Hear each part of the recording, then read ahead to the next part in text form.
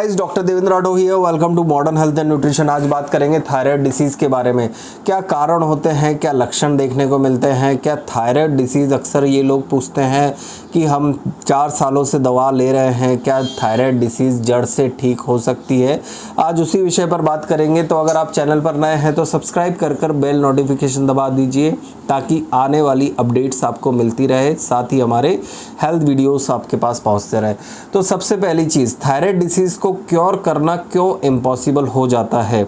देखिए, thyroid disease में क्या होता है, मेन चीज़ एक ऑर्गेनिक चेंजेस हो जाते हैं। ऑर्गेनिक चेंजेस मतलब या तो आपकी थायराइड ग्लैंड श्रिंक हो गई है, या फिर थायराइड ग्लैंड बढ़ गई है, या फिर अगर थायराइड डिसीज़ में हम देखें कि वो एक तरह से देखा जाए एंटीबॉडीज़ प्रोड्यूस करने लग गई है। इस कारण से थायराइड डिसीज़ को क्योर करना कई बार कठिन होता है। लेकिन क्या ये ठीक हो सकती है, उस विषय में जानने से पहले हम समझ लेते हैं कि हाइपोथायराइडिज्म क्या होता है। हाइपोथायराइडिज्म, हमारी जो थायराइड ग्लैंड होती है वो 2 तरह के हार्मोन सीक्रेट करती है, T3 T4 हार्मोन, ठीक है। और हमारा जो पिट्यूटरी ग्लैंड होती है ब्रेन में, वो क्या करती है, TSH हार्मोन सीक्रेट करती है, थायराइड स्टिमुलेटिंग हार्मोन। वो सीक्रेट होने से इस ग्लैंड को दिशा निर्देश मिलते हैं कि आप T3 T4 सीक्रेट करिए, है ना। तो क्या होता है इस कंडीशन में, ये चीज़ देखने को मिलती है जब हमारी थायराइड ग्लैंड काम करना बंद कर देती है तो वो T3 T4 हार्मोन को सिक्रीशन कम कर देती है, ठीक है। उस वाली कंडीशन में आपने देखा होगा TSH हार्मोन बढ़ जाता है। इसी कारण से बढ़ता है TSH हार्मोन। कई लोग अक्सर ये पूछते हैं कि सर हमारा T3 और T4 तो नॉर्मल आया है, TSH ही क्यों बढ़ा। तो वो TSH इसलिए बढ़ा कि पिट्यूटरी ग्लैंड को ज़्यादा मेहनत करनी पड़ रही है आपके थायराइड के लेवल को, नॉर्मल थायराइड हार्मोन को लेवल में लाने के लिए, ठीक है। तो ये कारण से बढ़ जाती है। कई बार इसमें ये भी देखा जाता है कि T3 T4 हार्मोन्स भी बढ़ जाते हैं। क्या सिम्टम्स हमें देखने को मिलते हैं, तो इसके बारे में मैं एक बात बता दूं कि थायराइड डिसीज़ अगर एक तरह से देखा जाए तो 90% ऑफ पेशेंट्स में जो थायराइड के सिम्टम्स होते हैं काफ़ी लगभग समान प्रकार के सिम्टम्स होते हैं। और इसके 30% पेशेंट्स ऐसे होते हैं जिन्हें पता भी नहीं होता वो थायराइडिज्म के शिकार हैं, हाइपोथायराइडिज्म के शिकार हैं।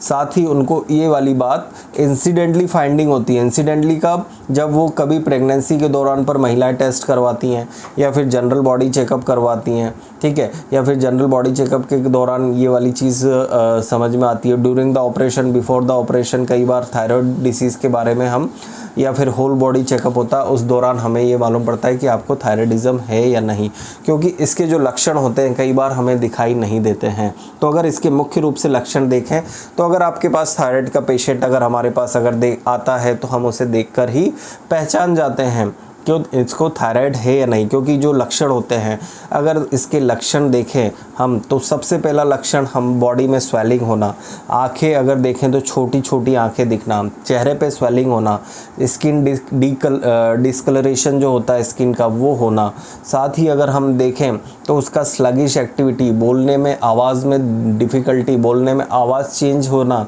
इस तरह की कंप्लेंट्स करते हैं लोग। साथ ही ये चीज़ बताते हैं कि उन्हें नींद बढ़ गई है, थकान बहुत ज़्यादा रहने लगी है, हार्ट रेट और ब्लड प्रेशर अगर हम देखते हैं तो नॉर्मल से नीचे आता है, ठीक है। तो ये कुछ सिम्टम्स हमें देखने को मिलते हैं। और अगर इसके फिजियोलॉजिकल सिम्टम्स के अगर बारे में हम बात करें तो low blood pressure, heart rate का कम होना, बालों का झड़ना, अगर आँखों के संबंधित बात करते तो आँखों से संबंधित भी इसमें सिम्टम्स हमें देखने को मिलते हैं। नेल्स जो होते हैं ब्रिटल और ड्राई होने लग जाते हैं, हेयर जो होते हैं ड्राई और ब्रिटल हेयर्स और फ्रीजीनेस बढ़ जाती हैं बालों में, बालों का झड़ना इसमें आम बात हो जाती है। पीरियड्स जो होते हैं महिलाओं में वो इरेगुलर हो जाते हैं।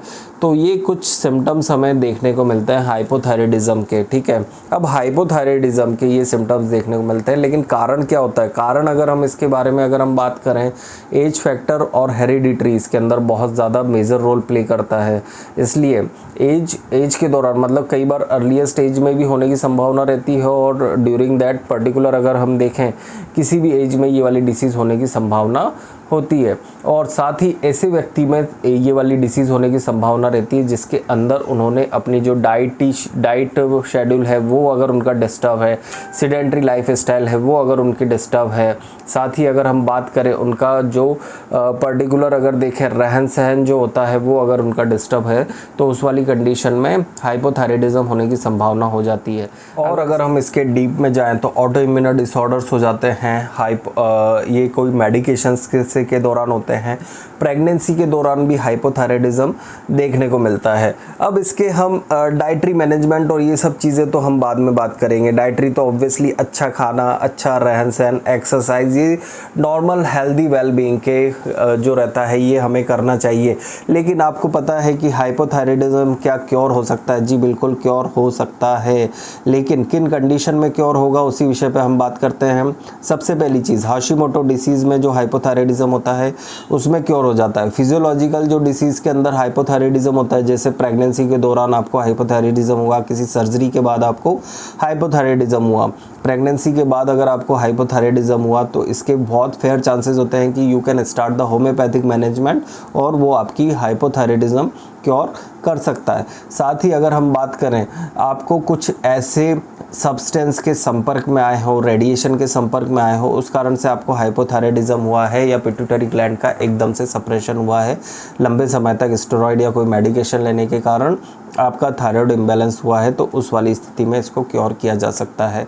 क्रॉनिक इनिशियली लेवल पर अगर हम देखते हैं, कुछ लोगों में फिजियोलॉजिकल हाइपोथायराइडिज्म होता है, तो जैसे ही आपको डायग्नोस हो you should start the natural and holistic treatment for that, ठीक है, ताकि आपकी थायराइड हार्मोन्स को स्टिमुलेशन तुरंत मिल जाए और आपका थायराइड जो होता है वो क्योर हो जाए, ठीक है। होम्योपैथिक मेडिकेशंस के बारे में बात करें तो बहुत सारी मेडिकेशंस होती है जो कि हाइपोथायराइडिज्म वाले केसेस में दी जाती है और उसके रिजल्ट्स काफ़ी अच्छे वर्क करते हैं, लेकिन पर्टिकुलर हर केसेस के अकॉर्डिंग मेडिकेशंस के नाम और ये चीज़ें बताना पॉसिबल नहीं है, क्योंकि हर एक केसेस में अलग अलग मेडिकेशंस यूज़ की जाती है, ठीक है। तो ये था हाइपोथायराइडिज्म के ऊपर मेरे व्यू। साथ ही जो मैंने चीज़ बताई, क्योंकि क्योर हो सकता है, ये मैंने पूरी की पूरी जो चीज़ है ड्यूरिंग माय प्रैक्टिस मैंने देखा है कि किसी पेशेंट्स में क्योर अच्छे से हो चुका है हाइपोथायराइडिज्म। और मेन चीज़, एक चीज़ ये भी आती है कि कई बार हाइपोथायराइडिज्म आपको होता है तो you should start the taking the some sort of treatment like levothyroxine medication, ठीक है।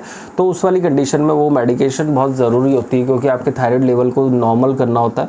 लेकिन क्या होता है कि ओवर द टाइम आपकी थायराइड ग्लैंड ज़्यादा डैमेज ना हो, उसके लिए भी आपको मेडिकेशंस और प्रिकॉशंस रखना पड़ती है। तो होप सो ये वीडियो ज़रूर आपको हेल्प करेगा, ताकि आप है ना अपने डिसीज़ के बारे में इन्फॉर्मेशन रख पाएँ। होप सो ये ज़रूर पसंद आया होगा वीडियो, तो आप ज़रूर लाइक कर दीजिए इस वीडियो को, शेयर करिए जिनको हाइपोथायराइडिज्म है, और जनरल अवेयरनेस के लिए भी आप शेयर कर सकते हैं। साथ ही चैनल सब्सक्राइब करना ना भूलें, ताकि आने वाली अपडेट आपको मिलती रहे। अगर आपको मुझसे कोई भी सवाल पूछना है तो इंस्टाग्राम पे फॉलो करके आप टैग कर देना मुझे स्टोरी में, तो मैं आपके क्वेश्चन का ज़रूर आंसर करूँगा। साथ ही अगर आपको व्हाट्सएप करना है तो व्हाट्सएप पर हमारी टीम अवेलेबल रहती है, वहाँ पर आप व्हाट्सएप कर सकते हैं। साथ ही आप कमेंट सेक्शन में बात कर सकते हैं। Thank you so much guys, और जय हिंद।